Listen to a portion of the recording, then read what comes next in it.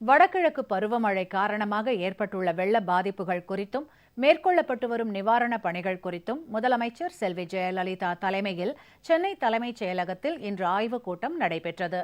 முதலமைச்சர் செல்வி ஜெயலலிதா தலைமையில் தலைமைச் செயலகத்தில் இன்று வடகிழக்கு பருவமழை காரணமாக ஏற்பட்டுள்ள வெள்ள பாதிப்புகள் குறித்தும் மேற்கொள்ளப்பட்டு வரும் நிவாரணப் பணிகள் குறித்தும் ஆய்வுக் கூட்டம் நடைபெற்றது.